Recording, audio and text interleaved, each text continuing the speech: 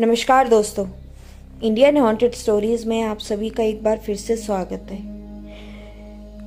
अधूरी हवस के पहले पार्ट में आपने सुना कि राज और मिताली की मुलाकात कैसे होती है, दोनों कैसे मिलते हैं। आगे की कहानी जानने के लिए हमारे चैनल को आप पहले सब्सक्राइब कीजिए। वीडियो पसंद आए तो आप लाइक भी ज़रूर कीजिएगा और कहानी को आप एंड तक ज़रूर सुनिएगा।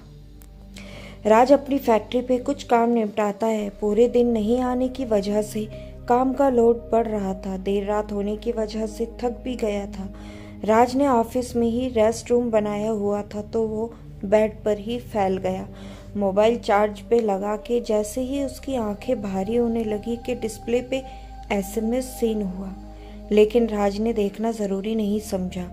सुबह देखूंगा करके आंख बंद करके सोने लगा। ठीक 10 मिनट बाद मोबाइल की रिंग बजी और कट हो गई। राज ने सोचा, अभी इतनी रात को कौन फोन कर रहा है, शायद माँ का होगा। मोबाइल हाथ में लिया और नंबर जाना पहचाना लगा।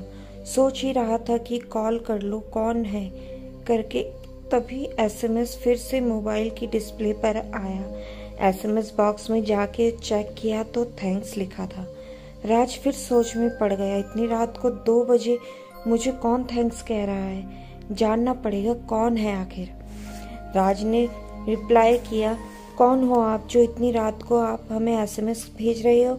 सामने से जवाब आया, बस कुछ घंटे ही तो गुजारे हैं अलग हुए और आपने हमें अनजानों में भी गिन लिया, बड़े मतलबी लगते हो आप। अब राज की नींद खुल गई और जवाब में कहा, हम आपको जानते नहीं फिर भी आप हमें मतलबी कैसे कह सकते हो। एक तो हमें दुनिया भर की नींद आ रही है और आप हमारा दिमाग खाए जा रहे हो।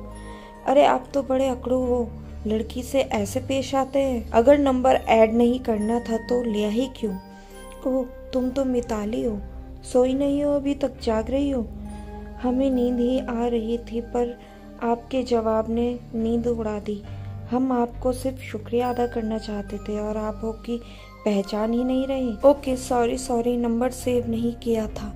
मुझे लगा कोई फिरकी ले रहा है हमारी। इतनी रात को कोई अनजाना तो आपसे एसएमएस नहीं करेगा, कोई जान पहचान वाला ही होगा ना, इतना भी नहीं समझते। ठीक है बाबा, नंबर सेव कर लेता हूँ और मुझे बहुत ज़्यादा नींद आ रही है, प्लीज़ सो जाते हैं। ओके ठीक है, गुड नाइट कह के राज ने फिर मोबाइल को चार्ज पे लगा दिया और आंखें बंद करके मिताली के बारे में सोचने लगा। वो पल को याद कर रहा था जब मिताली और राज की पहली मुलाकात हुई थी, तो जो शादी में वो पल याद करते ही राज के चेहरे पे एक प्यारी सी मुस्कान चली आई। तभी फिर से एसएमएस आया, सो गए हो क्या। राज बोलता है, हाँ सोने ही जा रहा हूँ। क्यों। कुछ नहीं, एक सवाल पूछना था। हाँ पूछो। आप पूरे दिन मुझे क्यों देखे जा रहे थे। वो तुम पूरे दिन मोबाइल पे ही लगी रही थी ना, इसीलिए। किससे इतनी बातें कर रही हो। अच्छा तो पूछ लेते ना। तो अभी बता दो। मेरे मंगेतर से। ओह, तुम्हारी सगाई हो गई, बधाई हो। जी शुक्रिया, और एक बात पूछनी थी। पूछूं क्या। प्लीज कल पूछना, बहुत नींद आ रही है, सॉरी। ओके ठीक है, गुड नाइट कह के राज सो गया। सुबह 11 बजे नवाब उठे और हाथों में फोन लिया तो डिस्प्ले पर एसएमएस आया हुआ था। देखा तो मिताली के थे गुड मॉर्निंग वाले और कुछ अच्छे विचारों वाले सेंटेंस। राज अब सोच में पड़ा कि आखिर मिताली चाहती क्या है। आधी रात को मुझसे बात करती है और सुबह फिर से एसएमएस। ये देख के कहीं वो सेटिंग कर रही है क्या। उसकी मंगनी हो चुकी है फिर भी मुझ में इंटरेस्ट ले रही है। आखिर क्या माजरा है। मैं तो उसको एक बहुत सीधी सादी और मासूम लड़की समझ रहा था और मिताली के लक्षण तो मुझे ठीक नहीं लग रहे। क्या ये भी और लड़कियों की तरह ही है। खैर जो भी हो, अगर ऐसा है तो। मन ही मन मुस्कुराने लगा सोच के।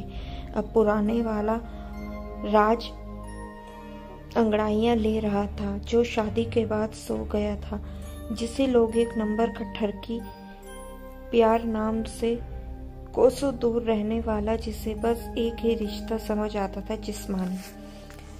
राज ने मिताली को एसएमएस का रिप्लाई दिया और कहा कि अभी घर जा रहा हूँ, बाद में कॉल करूँगा, बाय। कह के अपने घर चला गया। अपना डेली रूटीन ख़त्म करके रेडी होकर घर से निकल गया और मिताली को फ़ोन किया। हेलो, हाय, क्या करती हो? कुछ नहीं। अच्छा बताओ, तुम रात को कुछ पूछ रही थी, क्या पूछना चाहती थी? अब सही टाइम है, पूछ सकती हो। आप बुरा मत मानना और अगर दिल करे तो ही जवाब देना, वरना कोई बात नहीं, जबरदस्ती नहीं है, आपकी मर्जी। तुम मुझे दुविधा में डाल रही हो। ओके ठीक है, पूछो जो पूछना चाहती हो। सवाल के बाद तय करूंगा कि मुझे तुम्हें जवाब देना है या नहीं। मिताली बोलती है, सुना है कि आपके कई अफेयर रहे हैं। आप प्यार के नाम से लड़की को अपनी जाल में फंसाते हो और छोड़ देते हो। आज तक कितनी लड़कियों के अरमानों का आपने गला घोटा है। आप में इंसानियत नाम की कोई चीज है या मर गई? मासूम दिलों के साथ खेल के आपको क्या मिलता है? आपके चेहरे के पीछे भी आपका एक चेहरा लिए फिरते हो। इस बात ने मुझे पूरी रात सोने नहीं दिया। कब मेरी बातों का जवाब मुझे मिले और क्या हासिल होता है ये सब करके आपको? सबसे नजरें कैसे मिला लेते हो आप? अपने आप से आपको कभी घिन नहीं आती? राज कुछ बोले बिना सुनी जा रहा था, मानो किसी थिएटर में कोई मूवी चल रही हो, आंखों के सामने अतीत के पन्ने खुल रहे हो। मिताली धड़ाधड़ सवालों की बौछार की जा रही है, मानो ये सब उसके साथ घटा हो और हिसाब मांग रही हो। राज का दिमाग अब फट रहा था और सोच रहा था कि कौन है ये मुझे पूछने वाली, कौन लगती है मेरी जो मैं इसकी बातों को सुने जा रहा हूँ। जरूरत ही क्या है मुझे इसके सवालों के जवाब देने का, और उसे ये सवाल करने का कोई भी हक नहीं। फिर मेरे अतीत में टांग क्यों घुसेड़ रही है? ये सोचते ही रहा, पर मिताली को भूल नहीं पाया और मन ही मन रह गई बात। हेलो, सुन रहे हो या साइड पर रख दिया फोन? बोलती बंद हो गई अपनी। सच्चाई सुन के मैं कब से बोले जा रही हूँ और आप है कि हूँ किए जा रहे हो। तुम्हारे सवाल खत्म होने का इंतजार कर रहा हूँ। ओके, खत्म हुए, अब बताओ। नहीं बताना तो मत बताना और साथ में मेरा नंबर भी डिलीट कर देना। आपको रहने की जरूरत नहीं। बहुत चालाकी से आपने मेरा नंबर ले लिया, क्या समझ के ये हरकत की आपने? राज से रहा नहीं गया, बीच में ही मिताली की बात काट के बोला कि तुम क्यों ये बात जानना चाहती हो और आखिर तुम हो भी कौन ये सवालों को पूछने वाली, और मुझे क्यों तुम्हारे सवालों के जवाब भी देने चाहिए? बस उम्मीद थी जवाब की। सच कड़वा होता है, हजम नहीं होता है हर किसी से। सही कहा, सच कड़वा ही होता है और अधूरा ही होता है, और सब सच की तह तक कोई जाना ही नहीं चाहता। बस आधे सच पे फैसला तय किए जाता है और गुनाहों की तख्ती माथे पे चिपका दी जाती है। खैर, पर ये बताओ, तुम क्यों ये सवाल उठाए जा रही हो? मुझे उन लड़कियों के दर्द महसूस हुए जिनको आपने अपनी हवस का शिकार बनाया। क्या बीती होगी उन पर? कभी सोचा है तुम क्या महसूस करोगे?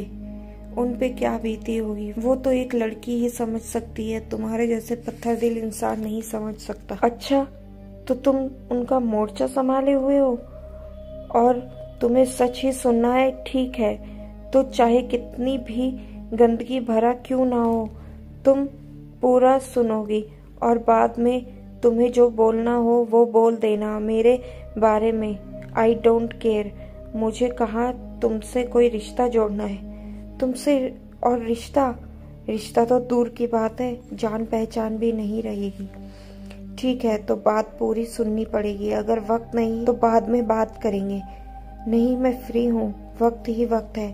तुम बताओ आखिर क्या और सच छुपा है तुम्हारे पास? आज के लिए इतना ही। कहानी को आगे जानने के लिए मेरे चैनल को सब्सक्राइब कीजिए और बेल आइकन को भी प्रेस कीजिए, जिससे आपको पता चल जाए कि आगे की कहानी हम पोस्ट कर चुके हैं। तो दोस्तों, आज की कहानी आपको हमारी कैसी लगी कमेंट करके भी ज़रूर बताइएगा। वीडियो पसंद आए तो लाइक भी कीजिएगा। मिलती हूँ मैं आपसे अगले एपिसोड में अगले पार्ट के साथ। तब तक के लिए इजाज़त दीजिए।